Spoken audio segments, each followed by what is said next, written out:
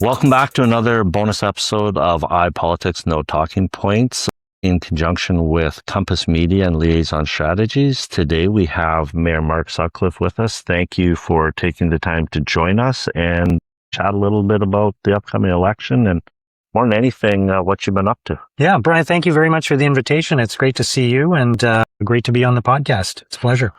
You know, you came into a, probably not surprisingly, a tough situation when you came in to be mayor of the city of Ottawa. You kind of talked about it in your first campaign.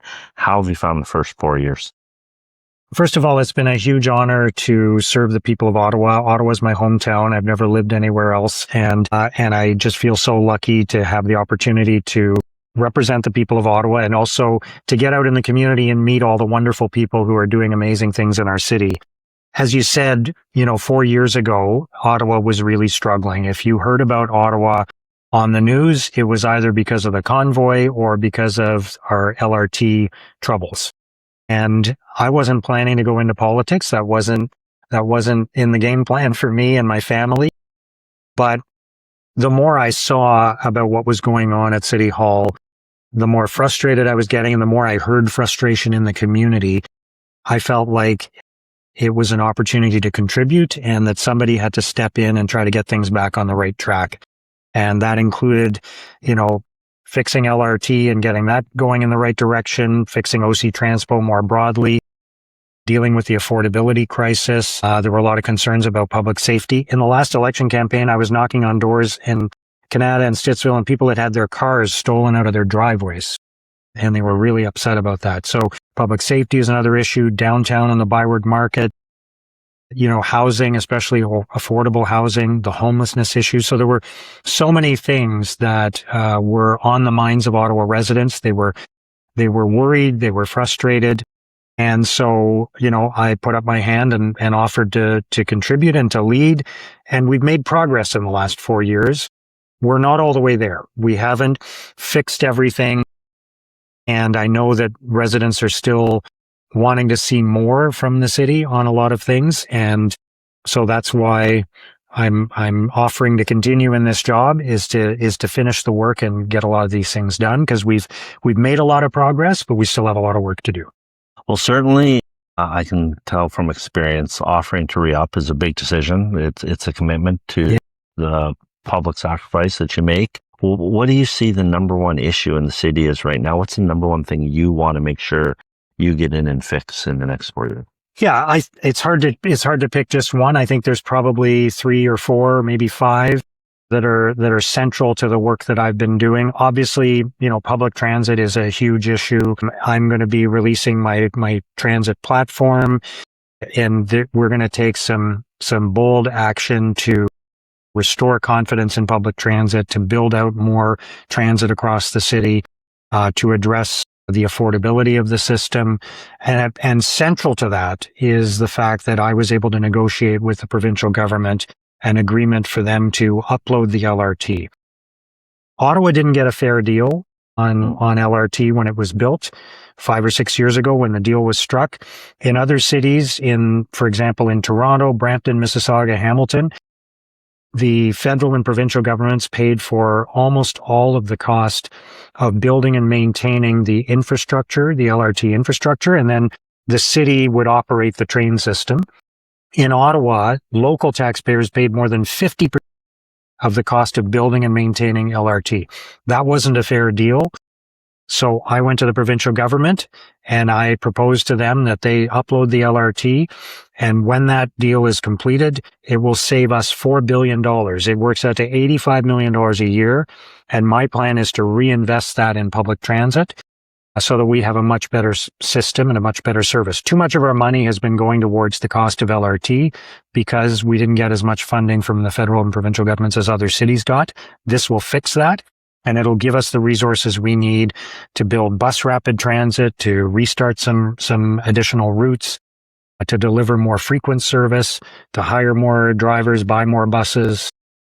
It opens up a lot of potential. So public transit is a big issue, but I also want to continue to work on housing, on public safety, on fixing our roads and sidewalks, and on keeping life affordable for our residents at a time when costs are continuing to rise. Now, On the LRT, I know that is something that you went out there and kind of put your neck out and lobbied very hard with the province to get successfully. When do you think that uploading that deal will be completed? It's hard to tell at this point. I need to continue to work with the provincial government on that and to finish the work that we started together. These uploads take time. I get asked that question from time to time, and people think, you made a deal. We just signed a deal with the transportation minister in March or April, and people say, well, why isn't it done yet? But if you look at other upload agreements, they've agreed to upload the Don Valley Parkway in Toronto, and that commitment was made a couple of years ago, and it's still not 100% done. So it's a process that takes a couple of years. But the good news is we've already started to work with the provincial government and with Metrolinx, their transportation and transit agency. So when we had an issue with our trains in January of this year, they were able to help us by providing some vehicles to us that we could use. And they provided other resources and they provided other help to us. So we're already starting to draw on their resources and their expertise, which is another big benefit. There's the financial benefit of doing the upload, but the other thing is Ottawa is a city of 1 million people. We're a small player in the global LRT business. We're dealing with multi-billion-dollar multinational corporations, and they're doing business with cities like Tokyo and Paris and London. We're a small player in that world. Metrolinx, as the agency representing all of Ontario, is a much bigger player. So they have more expertise, more experience, and they have the heft and leverage with these contractors that are building the system. Their calls are going to get returned a lot faster because they have multiple projects on the go, and they're a much larger organization. So there will be that benefit to local residents as well. So do you feel like your relationship and the relationship you've been able to build with the Ford government has really helped residents in the city of Ottawa in the last 4 years? Yeah, I think it has. And look, this is a big part of my job. I've never been a member of a political party. I was a journalist. I used to do podcasts and ask him questions like you, right? So I was nonpartisan when I ran for office, and as mayor, I'm independent. There's no parties in the municipal system in Ontario. So I saw my job from day one is I have to build a really strong working relationship with the federal government, whoever that is, and I have to build a really strong working relationship with the provincial government, whoever that is. So Justin Trudeau was the prime minister at the time. We started working on some things together. Since Mark Carney became prime minister, I've worked very closely with him on a number of different initiatives, and we've seen some major investment from the federal government into Ottawa. And right from day one, I set out to have a good working relationship with Doug Ford, because you can't be successful as a municipality if you don't have the support of the provincial and federal governments. So I worked with Premier Ford on a number of initiatives, and we've seen more investment in Ottawa from the provincial government in the last 4 years than probably the previous 10 years. And there's still a lot of work we need to do. It's very easy, unfortunately, and it's not specific to this government. It's always been an issue that Ottawa gets forgotten about sometimes at Queen's Park because it's in Toronto, it's in the GTA. That's an issue that's been around for years. So we have to continue to work with the Ford government, but we secured a lot of investment, and this commitment to upload the LRT is an absolute game changer for the city of Ottawa. It's billions of dollars we can reinvest, and it's going to mean we'll have a better transit system going forward. Great. And I do appreciate you and I have switched roles. Exactly. As a politician. I know. There you go. We've swapped. I wasn't any good at it, so I had to come to this side of it. Property taxes. Yeah. I know this is something that you've always had a central plank in your campaigns, and I know you're talking about again this year, 3.75% increase in property taxes. The question I have for you is, how do residents of Ottawa see value in that and the transparency that comes along with that spending? Yeah. Our residents are seeing their prices go up for everything, right? From gas to food to housing. I hear from residents all the time about how squeezed they are. Many of our residents are on fixed incomes. And even people who rent, even though they don't pay a property tax bill, their landlord pays a property tax bill, and that affects the cost of their rent. So everybody's affected when property taxes go up. It's inflationary pressure. It means they're spending more on property taxes and they have less to spend on other things. I set out this term to keep property taxes as low as possible, even with the inflationary pressures that the city is facing. And so one of the things I did from day one, we struck a committee to start looking for savings and efficiencies at City Hall. And over the course of the 4 years, we found more than $250 million in savings and efficiencies at City Hall without touching any programs or services. So this is all internal stuff to make City Hall run more efficiently, to find savings. That's the equivalent of $500 per household in Ottawa in avoided tax increases. So that's a lot of money. It's the equivalent of a 10% tax increase we didn't charge our residents. So we kept tax increases over the 4 years below the rate of inflation, and they were the lowest tax increases of any major city in Canada. I wish we could freeze tax increases, completely freeze taxes. But look, our costs go up every year. Our employees earn a little bit more money every year. We have collective bargaining agreements with our employees. We have the costs of the goods and services we're buying to deliver to our residents go up. So there is pressure, but we've managed to control that by finding savings and efficiencies. And I'm proud to say we've had the lowest tax increases of any major city in Canada. And if I'm reelected in the next term, we're going to strive to find more savings and efficiencies and keep property taxes as low as possible. Now, some of your opponents are actually criticizing that, saying that increasing taxes is something that needs to be there. There needs to be a levy. There needs to be more money spent on infrastructure. How do you respond to the people that are in the race that are pushing for larger tax increases? Yeah, I mean, there was a city councillor a couple of months ago who said at one of our council meetings, we should have had tax increases like Toronto. Toronto had tax increases of 9 and 10%. In the last 4 minutes, in the last 4 years rather, and we didn't. Some people are arguing for that. I don't agree with that. I'm not going to pass the burden on to our residents who are going through an affordability crisis when we can find other sources of funding to pay for what we need to pay for. And the two areas that I would focus on are finding savings and efficiencies and reinvesting that money and getting more investment from the federal and provincial governments. So, for example, again, on light rail, instead of doing the upload, we could have continued to tax our residents and put more and more money into public transit. But I found a way to get $4 billion that we can put into public transit without charging local taxpayers a cent. I don't want our local taxpayers and tax increases to be our first resort in terms of looking for more funding. I want that to be the last resort while they're going through an affordability crisis. So I would say, I found a way to strike a balance between having low tax increases, but not, we're not cutting programs and services. We're investing significantly in priority areas. We just had the single biggest increase in the police budget in 10 years. We've increased the transit budget by 30% over the last 4 years. We've doubled the amount of money we spend on fixing roads and sidewalks.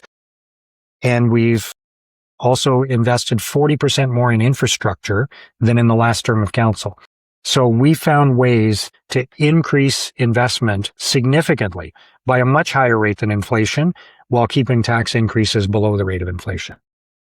Now, you talk about affordability. It's certainly a big issue in this election. Our polling with Liaison has identified it as one of the key issues over and over again. Housing affordability, which we've really seen a difference over the years instead of affordable housing, which is always an issue, but the ability for young people to just afford a home of their own. How do you tackle that? Do you have any plans to deal with that? Yeah, housing affordability is one of the issues we've worked on the most during this term of council, in particular in the last 2 years.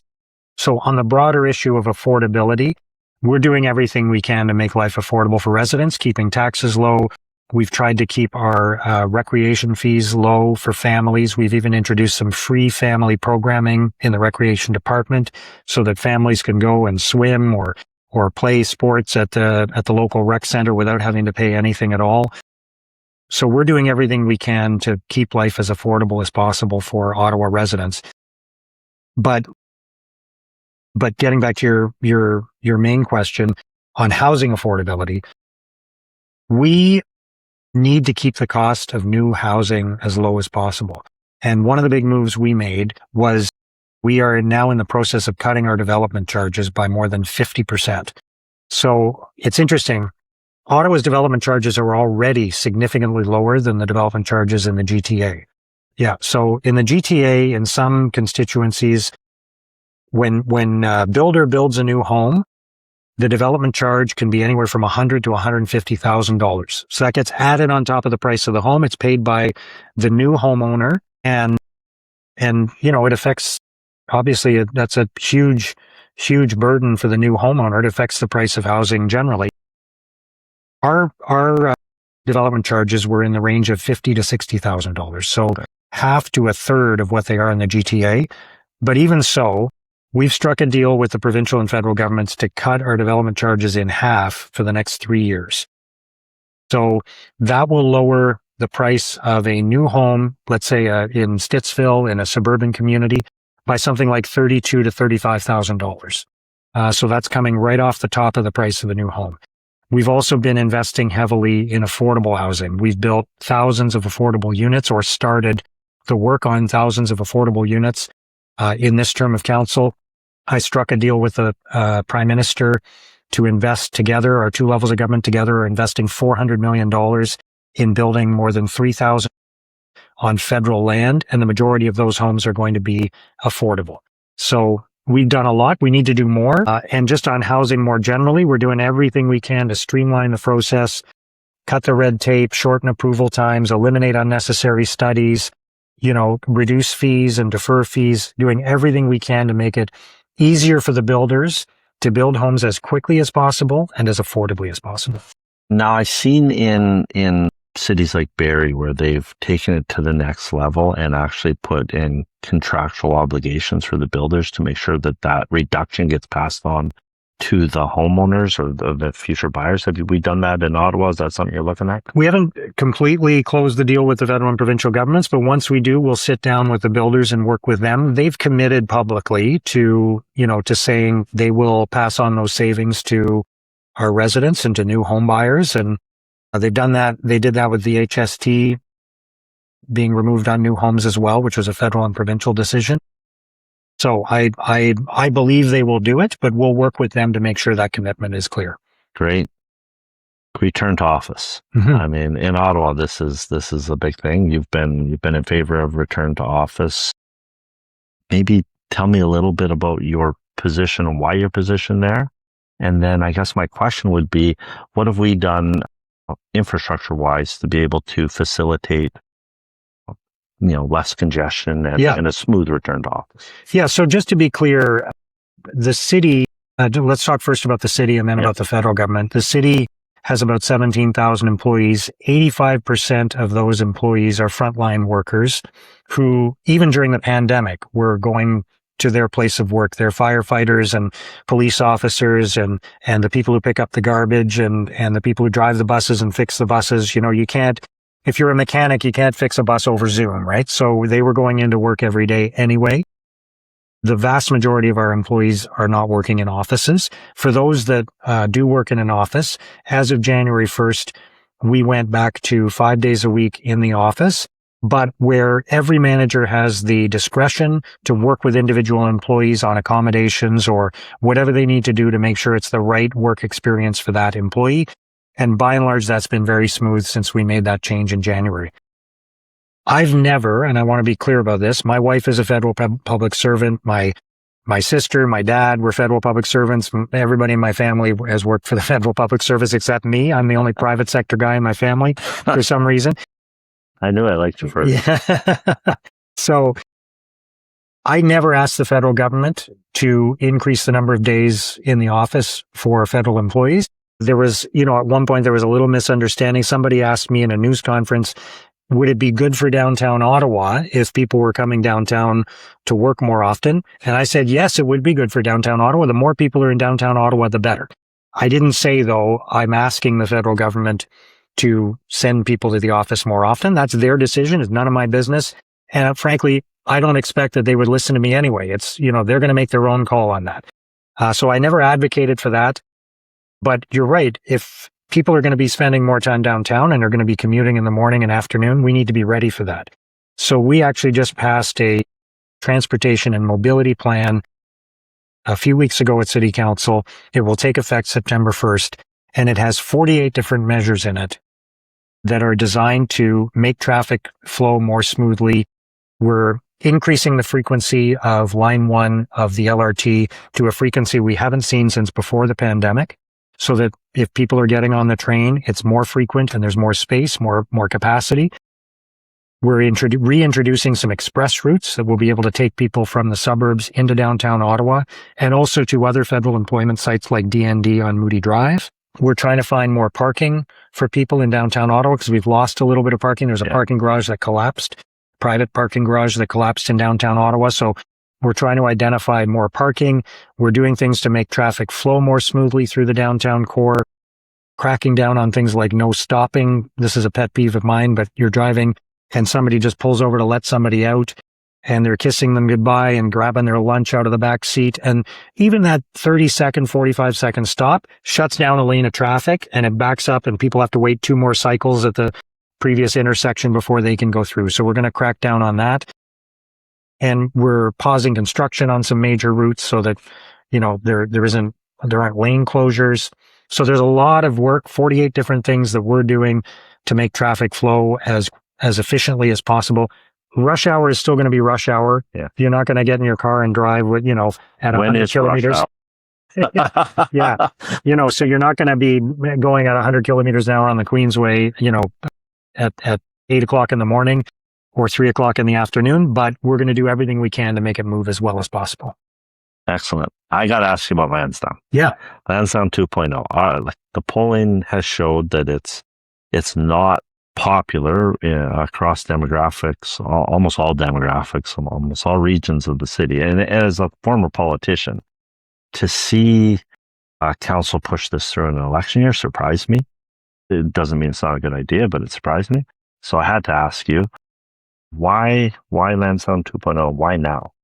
So I think the way we have to look at Lansdowne 2.0 is through a couple of lenses. First of all, what was the alternative, right? So we own Lansdowne Park, and I would compare it to 24 Sussex Drive, right? So for years, 24 Sussex Drive was dwindling. Nobody wanted to invest in it. Nobody made the smart decision to maintain the facility, maintain the upkeep and keep it functioning. It deteriorated, and then it ended up in a situation where they're probably going to have to tear it down and replace it completely, and it's going to cost way more money than it would have cost if we just kept it going, right?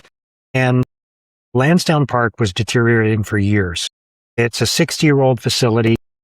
10, 12 years ago, they fixed part of it, but not all of it. So the arena and the north side stands were still crumbling. We were being told by event organizers that they weren't going to come back. We were going to lose some of our sports teams. There's 8 or 9 different teams that play out of Lansdowne. So we could have been in a situation where we would have owned that asset and been spending millions of dollars a year just to keep it on autopilot with no revenue stream, nobody renting it, nobody using it, and having to pay more and more all the time for crumbling infrastructure. The alternative was to invest in Lansdowne because, again, it is a city-owned asset. This is not a private arena like Canadian Tire Centre. It is a city-owned asset, just like our libraries and our community centres and our sports fields and City Hall. We own that facility, and it would have become a burden on the taxpayer if we didn't do something. So we looked at what we could do. There were 2 choices. We could do something where the city paid 100% of the cost, or we could do something where we partnered with people in the private sector and we were able to offset 2/3 of the cost through private investment. So there's a company that's bought the air rights to build 2 residential towers on the site. The money from those air rights goes towards the cost of constructing the facilities at Lansdowne.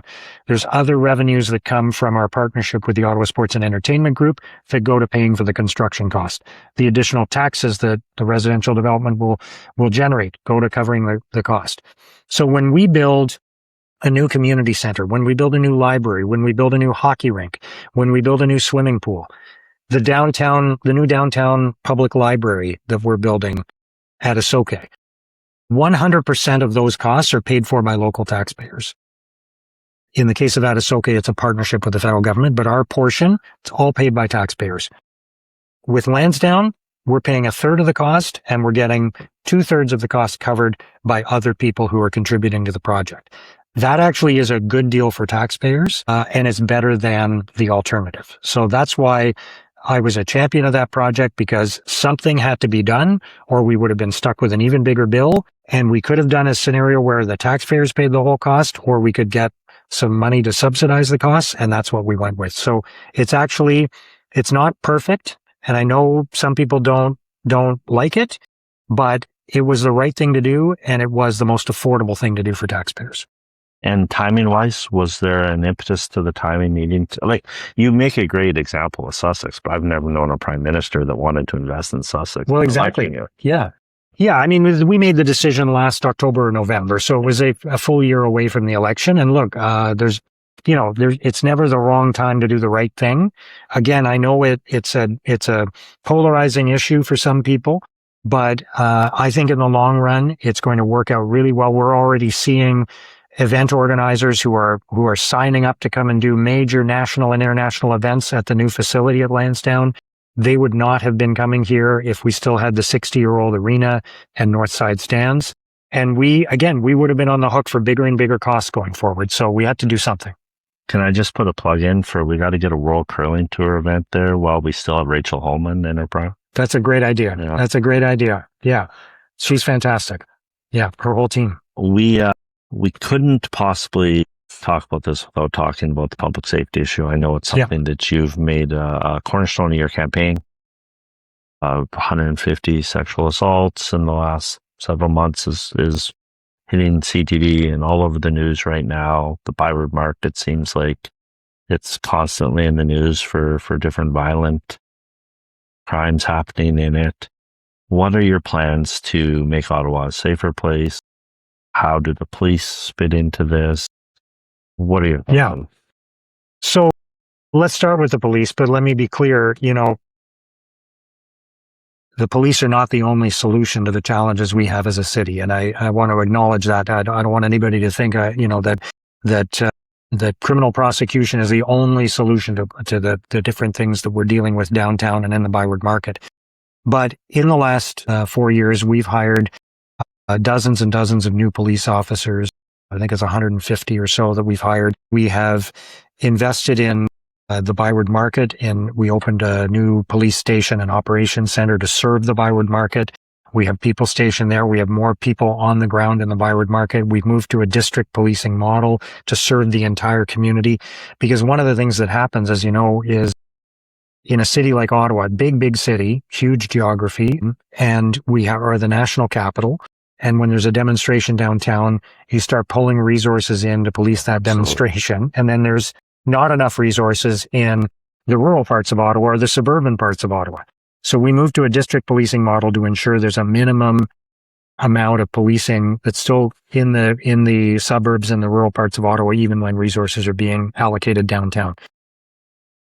The Byward Market is still a big challenge, but it's getting better. We're seeing investment happening in the Byward Market. New hotels, new restaurants, the new concert hall, History Ottawa, that Live Nation is opening very soon. There's more people going to the Byward Market. Visitor traffic is up significantly. It's above 2019 levels now, so above the level it was before the pandemic. So we're making progress, but we still have a lot of work to do in the Byward Market, and there are a number of different things we need to do. So first of all, we have the Police Operations Center to deal with that aspect of things. We have more outreach workers on the ground than ever before. We've invested in private security through the Byward Market District Authority, so they have more resources that they can use for security to supplement what the police are doing.